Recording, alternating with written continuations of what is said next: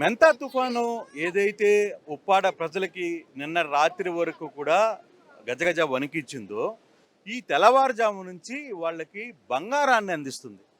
నేను ఏదో అతిశయోక్తిగా చెప్పడం లేదు. నేను చూపించే విజువల్స్ చూస్తే మీరు ప్రాక్టికల్‌గా ఇక్కడ ఉన్న ప్రజలు ఏం చేస్తున్నారు, ఎందుకోసం వెతుకుతున్నారు, ఏంటి అనే దాని మీద ఓపెన్‌గా మీకు చూపించే లైవ్‌లో చూపించే ప్రయత్నం అయితే చేస్తున్నాను.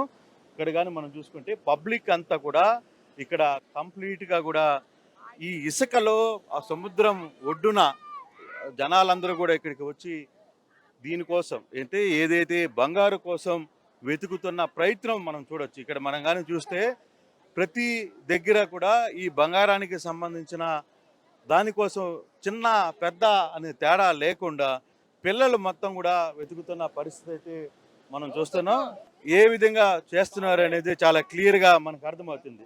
ఇక్కడ చిన్న మహిళలు, పెద్దలు, చిన్న పిల్లలు అందరూ కూడా వచ్చి ఇక్కడ వెతుకుతున్న ప్రయత్నం అయితే చూడాలి. అసలు పూర్తిగా కూడా ఈ ప్రాంతంలో కంప్లీట్గా కూడా ఇక్కడ బంగారం కోసం వెతుకుతున్న పిల్లల్ని మనం కొంతమందికి బంగారు ముక్కలు దొరికిన పరిస్థితి కూడా మనకి కనపడుతోంది.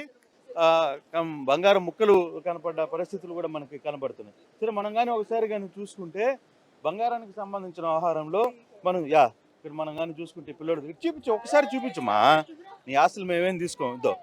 ఇక్కడ చిన్న గోల్డ్ రెక్కలు ఏ విధంగా మనకి కనపడుతున్నాయో చూడొచ్చు. దానికోసం పిల్లలు, పెద్దలు అందరూ కూడా ఇక్కడికి వచ్చి దానికోసం వెతుకుతున్న పరిస్థితి.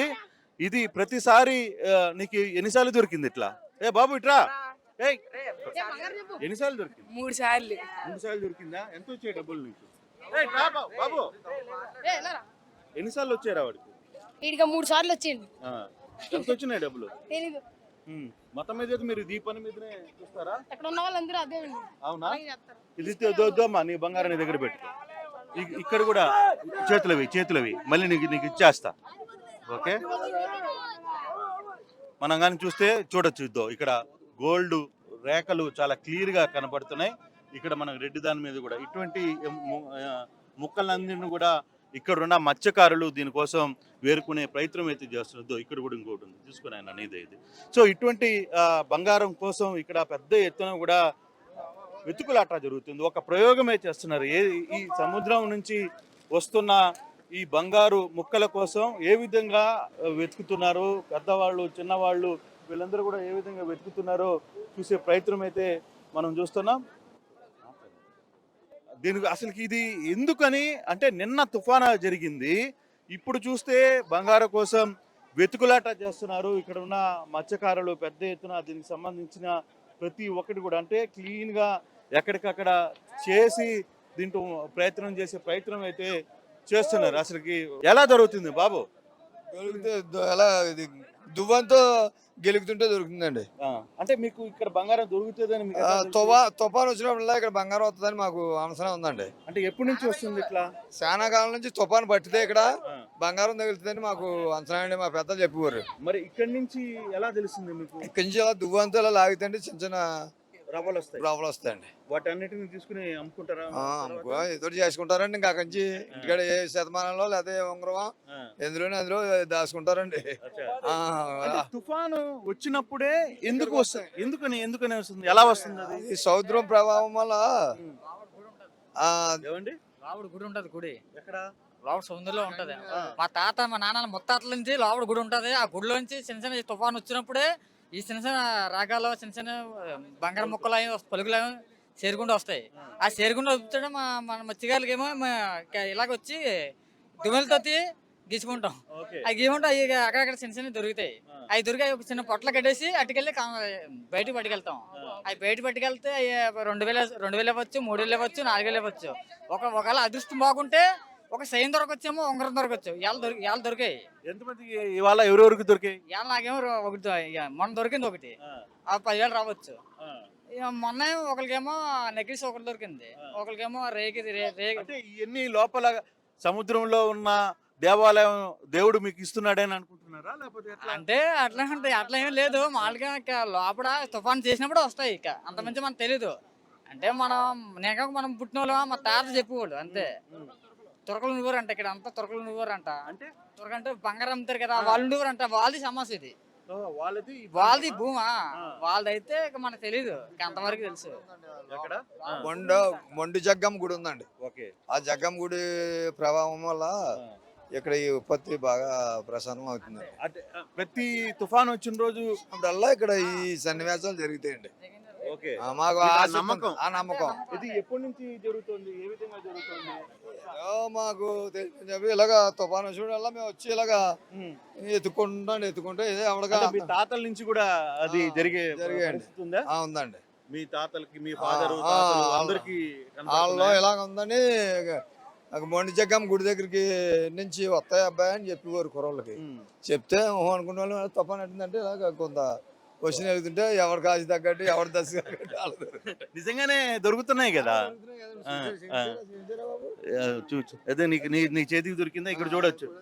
ఈ అబ్బాయి వేలికి ఏ విధంగా బంగారు రేకు దొరికిందో మనం క్లియర్ గా మనం చూసే ప్రయత్నం అయితే చేస్తున్నాం.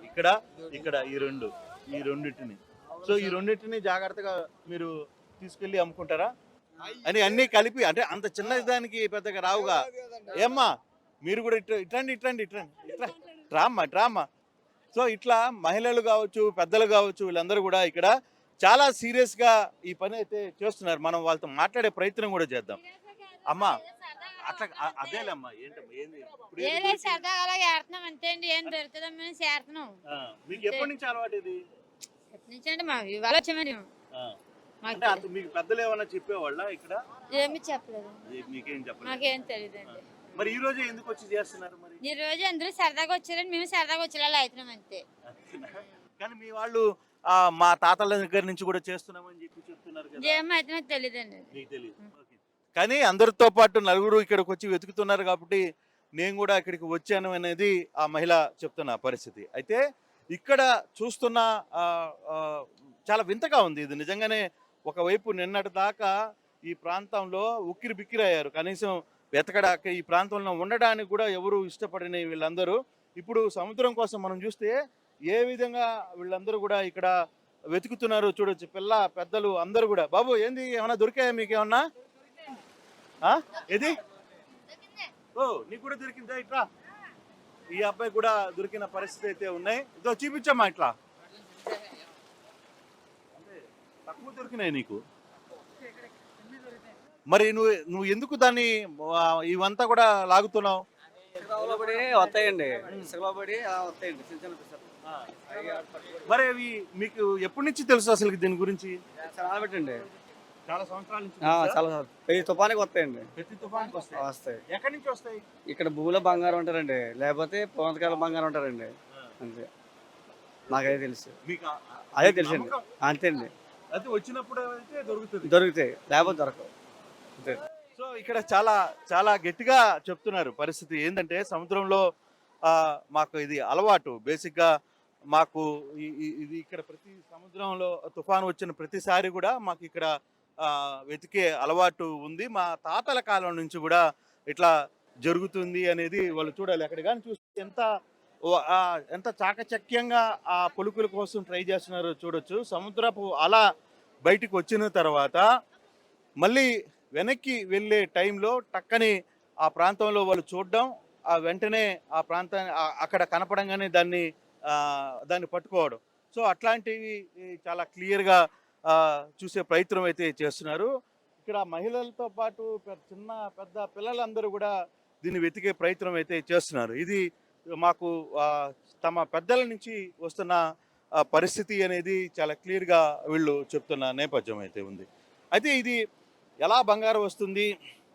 కొందరు వాళ్ళ తాతలు చెప్పింది అక్కడ లోపల ఒక దేవత ఉందని, ఆ దేవత సముద్రం వచ్చిన ప్రతిసారి, తుఫాను వచ్చిన ప్రతిసారి కూడా మాకు ఇక్కడ ఈ బంగారాన్ని అందిస్తుంది అనేది ఒక వాదన. అయితే ఇంకొకటి, గతంలో ఈ ప్రాంతంలో బంగారు తయారు చేసేవాళ్ళు ఈ ప్రాంతంలో ఎక్కువగా ఉన్నారు. ఆ నేపథ్యంలోనే కొంత ఇక్కడ బంగారు దొరుకుతుంది అనేది మరో వాదన. కానీ ఎవరి వాదన ఏ విధంగా ఉన్నా ఇది తరతరాల నుంచి వస్తున్న ఆచారం వీళ్ళకి. తుఫాను వచ్చిన తర్వాత ఉప్పాడ బీచ్లో, ఉప్పాడ సమీపంలో ఈ ప్రాంతంలో బంగారు దొరకడం అనేది వీళ్ళకి చాలా కాలంగా మాకు ఒక అంచనా ఉంది దీని మీద. అందుకే మేము ఇంత దూరం నుంచి ఇక్కడికి వచ్చి వీటన్నిటిని కూడా చేస్తున్నాం అనేది చాలా క్లియర్గా చెప్తున్న పరిస్థితి. అది కూడా కాకుండా ఇట్రా బాబు ఇట్రా, ఒక దువ్వెన్ని తీసుకొని ఇటువంటి ఈ దువ్వెనతో మట్టిని తీసి ఈ దువ్వెన ద్వారా తీసుకునే ప్రయత్నం ఈ పిల్లవాడు చేస్తున్నాడు. నీ దగ్గర ఏముంది? నువ్వు కూడా దువ్వెన తెచ్చుకున్నావా? ఇట్రా. సో దువ్వెలను తెచ్చుకునే ప్రయత్నం అయితే చాలా. ఇక్కడ చూస్తే పిల్లోడు ఎంత సీరియస్గా ఏమ్మా తన బంగారాన్ని ఎతకడానికి కోసం చేస్తున్నాడో మనం చూడొచ్చు. చాలా వరకు కూడా అక్కడ పెద్దవాళ్ళు కావచ్చు, చిన్నపిల్లలు కావచ్చు, ఇప్పుడు చూస్తే ఎలా దువ్వెంతో దాన్ని గీరి మట్టిలో నుంచి ఎక్కడైనా కనపడుతుందా అనే ఒక యాంగిల్ అయితే కొందరు ఒక్కొక్క తరహాతో చేస్తున్న పరిస్థితి. చాలామంది చేతులతో దువ్వెన్లు ఉన్నాయి. ఇక్కడ ఆ దువ్వెన్లని పెట్టుకొని దువ్వెంతో బంగారం కోసం వెతికే ప్రయత్నం అయితే చేస్తారు. ఈ బంగారం ఎక్కడి నుంచి వస్తుంది, నీకు ఏమైనా ఐడియా ఉందా? తెలుసు సార్, బంగారం ఎక్కడి నుంచి వస్తుందో మనకు తెలియదు. మనకి చిన్నప్పటి నుంచి కూడా అప్పుడప్పుడు దొరికింది. ఫస్ట్ పల్లిపేటలో దొరికింది, తర్వాత ఇక్కడ దొరుకుతుంది సార్. మనకి ఎప్పుడు కూడా మా తాత ముత్తాతల నుంచి కూడా ఇంకా అలాగే దొరికింది సార్. తుఫాన్ వచ్చినప్పుడే తుఫాన్ వచ్చినప్పుడు దొరుకుతుంది సార్ ఇది. అంతే సార్, అది మీకు ఒక ఆచారం. అలా ఉంటుంది అంతే తప్ప కానీ అంతగా దొరికింది ఏం లేదు సార్. ఇక్కడ అంతగా దొరికితే ఇక్కడ బోల్ మంది ఏరుకోవడం జరుగుతుంది. అది చిన్న చిన్న నలకల్లో ఉంటాయి, ఆ మొక్కలు దొరకడం కొంచెం ఏరుకోవడం అంతే. దానికి ఏమో రాదు, పొద్దుదాకా ఏరితే 100-200 దొరికితే, లేదా ఏం దొరకదు కొంతమందికి, చాలా మందికి. అంతే సార్, ఇంకేం లేదు. ఇది మనం కానీ చూసుకుంటే బేసిక్గా ఈ ప్రాంత వాసులు మత్స్యకారులందరూ కూడా ఇది ఒక ఆనవాయితీ. ఎప్పుడైతే తుఫాన్ వస్తుందో ఆ తుఫాన్ వచ్చిన మరుసటి రోజే ఖచ్చితంగా సముద్రంలో బంగారు దొరుకుతుంది అనేది ఒక సార్. ఇది సరదాగా ఏరుకోవడం తప్ప కానీ ఏటుంటే వీళ్ళందరూ ఏటకెళ్ళిపోయారు సార్.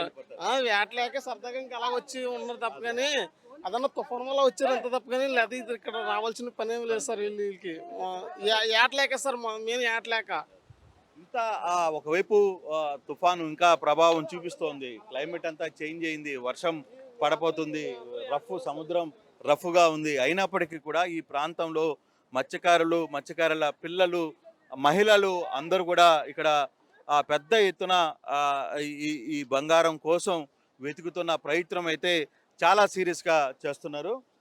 ఇది చాలా కాలంగా వస్తుంది. దీనికి ఒక అంచనా అయితే లేదు, ఎందుకు ఇక్కడ దొరుకుతుంది ఈ ప్రాంతంలో అనేది ఒక అంచనా అయితే లేదు. బట్ ఓవరాల్గా ఇక్కడ జరుగుతున్న దీంట్లో మాత్రం తరతరాల నుంచి, తాతల కాలం నుంచి కూడా మేమందరం దీనికోసం వస్తుంటాం. ఎప్పుడైతే తుఫాను వస్తుందో ఆ మరుసటి రోజు వీటన్నిటి కోసం వెతుకులాట మాకు ఆనవాయితీ. అయితే కొందరు మత్స్యకారులు చెప్పడం, సముద్రంలోకి పోలేకపోయాము ఆ వారం రోజుల నుంచి, ఇక్కడికి వచ్చిన పని చేసుకుంటే దీంట్లో కొంత చిన్న గ్రాములు దొరికితే అది అమ్ముకుంటే 1000-2000 రూపాయలు డబ్బులు వస్తాయి. దాని కొంత ప్రయత్నం అయితే చేస్తున్నారు అనేది ఇక్కడ జరుగుతున్న పరిస్థితి. కానీ ఓవరాల్గా ఒక ఇంట్రెస్టింగ్ వ్యవహారం అయితే ఇక్కడ కనపడుతుంది. ఈ ఉప్పాడ మత్స్యకారుల్లో ఒక తాతల కాలం నుంచి ఒక ఆనవాయితీగా దీన్ని ఎత్తుకులాట చేస్తున్న పరిస్థితి అయితే మనం చూస్తున్నాం. తెలుగులో న్యూస్ కి ఫాస్టెస్ట్ యాప్ ఇప్పుడు టోటల్లీ న్యూ అవతార్లో జస్ట్ 5 seconds లో కంప్లీట్ న్యూస్, సోషల్ మీడియాలో ట్రెండ్స్ కి one stop solution, live TV app, voice search option తో ఇప్పుడే డౌన్లోడ్ చేయండి లేదా అప్డేట్ అయిపోండి. యాప్ లింక్ డిస్క్రిప్షన్ లో ఉంది.